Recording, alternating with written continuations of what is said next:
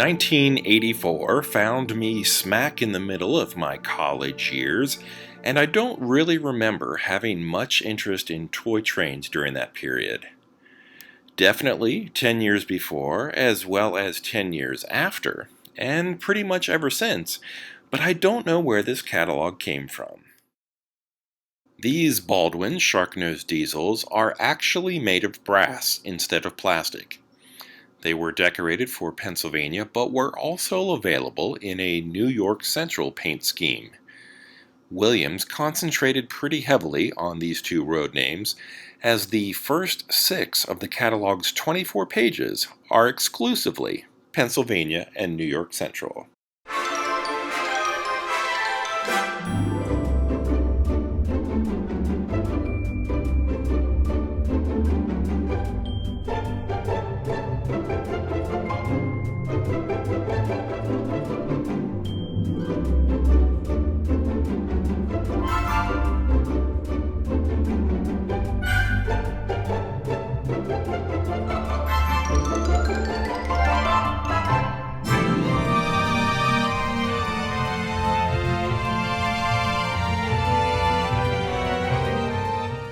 The steam-powered locomotives are pretty nice, but they were always outside my budget. Even these plastic-bodied F7 diesels seemed expensive at the time, but I did like the more colorful paint schemes.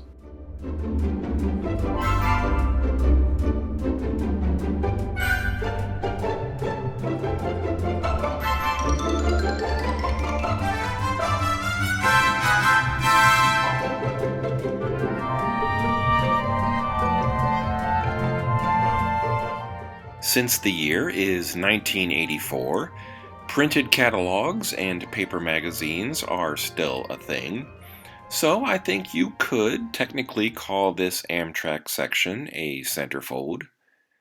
Did it help Williams sell any trains? I don't know, but I can say that according to YouTube, 87% of the people who watch this channel are male and over 45 years old. The demographics for this hobby 50 years ago were probably pretty much the same.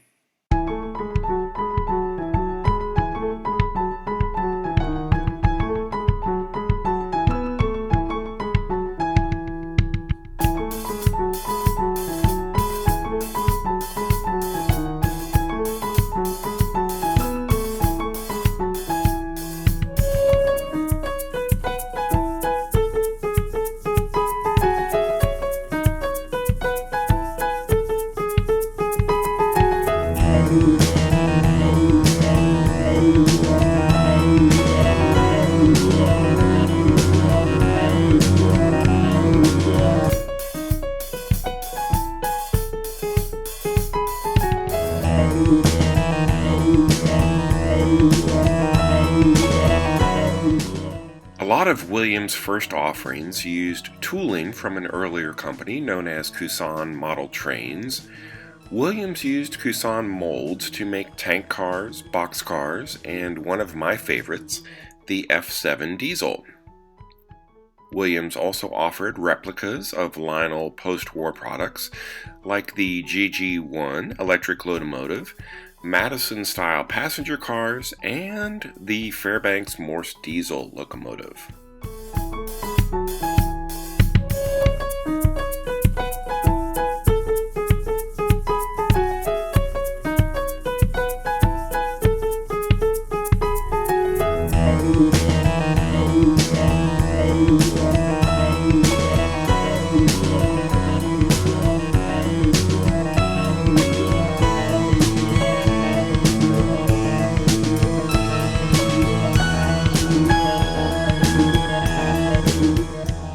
I've never seen any of these sets in person, but it seems like a pretty good idea to combine buildings, figures, and accessories all into one package that would be ready for play on a Christmas morning. That's pretty good marketing right there, buddy. Take a 50 out of petty cash.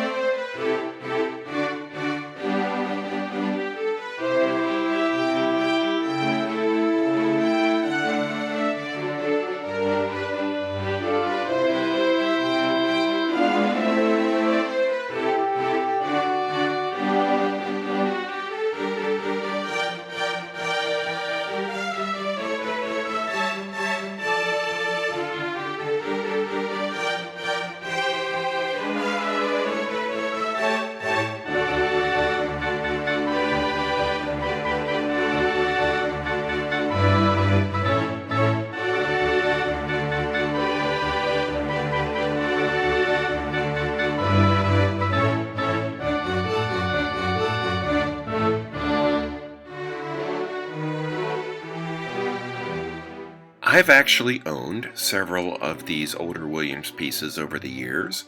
Some I've kept, some I've resold, and some I've repainted. This is one of 3 passenger kits that I purchased at a train show, and it ended up on eBay, along with a baggage car. That thick, shiny plastic was not as much fun to work with as you might think, especially when applying paint.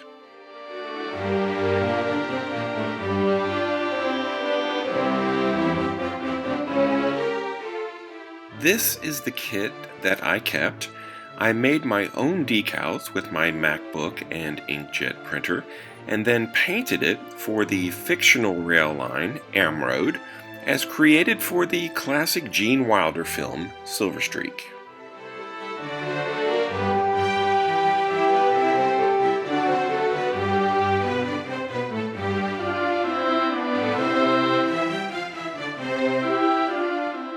For a while, at least, older Williams F7s were pretty cheap on eBay, and the most common seemed to be these green Pennsylvania versions. I think I've done 6 of them, all of which had paint and graphics beyond mere touch-up or restoration, so I never felt badly about repainting them.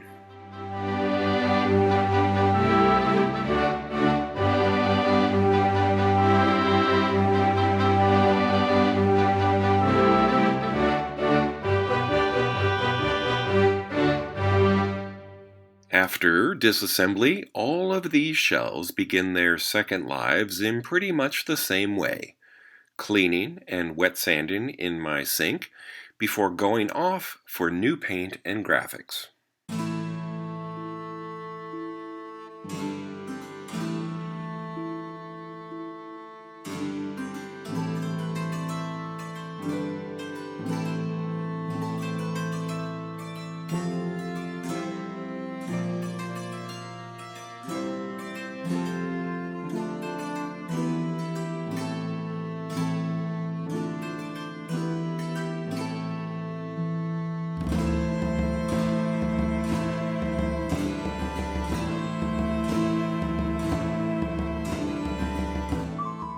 It's not commonly known about me, so you may be surprised to learn that I'm a fan of the smash 1976 film Silver Streak.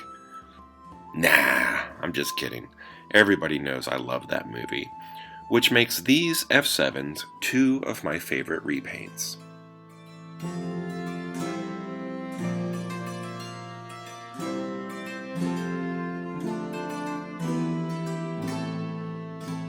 I first became aware of Metra after watching Home Alone, and then we visited Chicago and actually rode it from Kevin McAllister's Winnetka suburb into the downtown area, and I was hooked. This is one of my forgotten favorites. The paintwork is all me, but the decals are from an eBay seller known as Circus City, which also provided decals for the Silver Streak trains.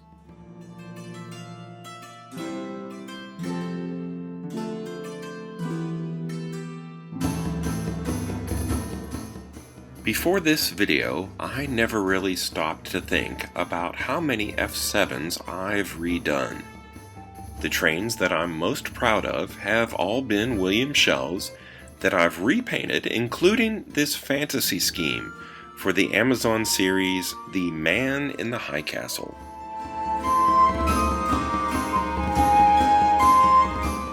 If you enjoyed this video, please like and subscribe. Thanks for watching, and until next time, this has been Bob's Workshop. Take care.